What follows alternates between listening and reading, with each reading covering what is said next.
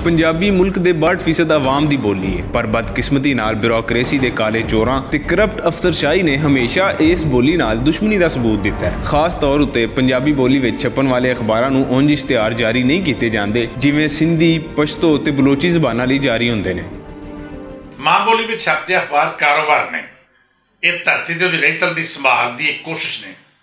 तुसीं दुनिया दी तारीख वेख लवो, जिहड़ियां बोलियां जिंदा ने उन्हां दी सहाफत ते अदब भी जिंदा मिलेगा।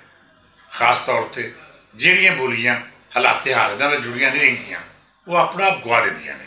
ਅੱਜ ਪੰਜਾਬੀ ਜ਼ਿੰਦਾ है ਤੇ ਇਹਦੀ ਇੱਕ ਵੱਡੀ ਵਜ੍ਹਾ ਤਸੱਵੁਫ ਦੇ ਨਾਲ ਨਾਲ ਅੱਜ ਦੀ ਨਵੇਕਲੀ ਮੌਸੀਕੀ ਤੇ ਫਿਲਮ ਦਾ ਮੀਡੀਆ ਹੈ, ਜਿਹਦੇ ਵਿੱਚ ਲਹਿੰਦੇ ਤੋਂ ਵੱਧ ਚੜ੍ਹਦੇ ਪੰਜਾਬ ਦਾ ਹੱਥ ਹੈ। ਲਹਿੰਦੇ ਪੰਜਾਬ ਨੇ ਵੀ ਮਾਂ ਬੋਲੀ ਦੀ ਬਹੁਤ ਸੇਵਾ ਕੀਤੀ ਹੈ, ਪਰ ਇੱਥੋਂ ਦੀ ਅਫਸਰਸ਼ਾਹੀ ਅੰਦਰ ਪੰਜਾਬੀ ਨਾਲ ਨਫ਼ਰਤ ਘੱਟ ਹੋਣ ਦੀ ਥਾਂ ਹੋਰ ਵਧੀ ਹੈ। ਪੰਜਾਬੀ ਨਾਲ ਇੱਥੋਂ ਦੀ ਬਿਊਰੋਕ੍ਰੇਸੀ ਨੇ ਬੜਾ ਹੀ ਜ਼ੁਲਮ ਕੀਤਾ ਹੈ। कुछ कमजरफ कमीने ते घटिया पिछोकड़ रखने वाले अफसर पंजाबी बोली ते इस बोली में छपन वाले अखबारों नाल दुश्मनी का सबूत देके साबित किया है कि उन्होंने बदनस्ली होने में शक ही नहीं बल्कि यकीन करना चाहिए है। मैं हुकूमत पंजाब तो मंग करना हाँ कि पंजाब में रह के पंजाबी नाल दुश्मनी करने वाले इन्हां हरामखोर बदबख्तां नूं सूबा बदल किया जाए।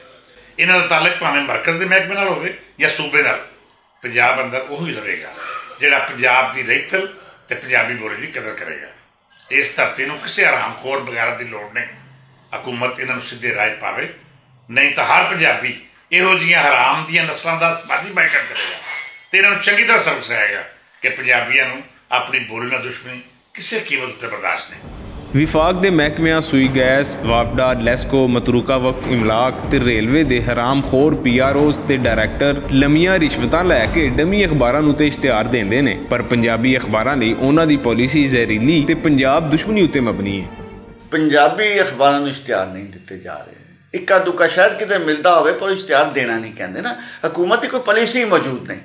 सिंधी अखबारां वास्ते, पश्तो अखबारों वास्ते हुण बलोची अखबार भी शुरू हो गए हैं, उन्होंने बाकायदा कोटा दिता जाता है। सिंध हुकूमत 40% कोटा सिंधी अखबारों, 40% उर्दू अखबारों, 20% अंग्रेजी तो गुजराती दूसरिया जबानों के अखबारों देती है।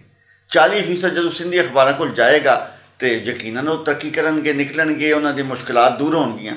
साढ़े इत्थे 5% कोटा सी वो भी बंद कर दिता गया, खत्म कर दिता गया। हुण पंजाबी इश्तिहार अखबारों इश्तिहार जिहड़े ना होने के बराबर मिल रहे हैं। कोई सरकारी ना सही गैर सरकारी कोई दे तो ठीक है, बाकी कोई नहीं।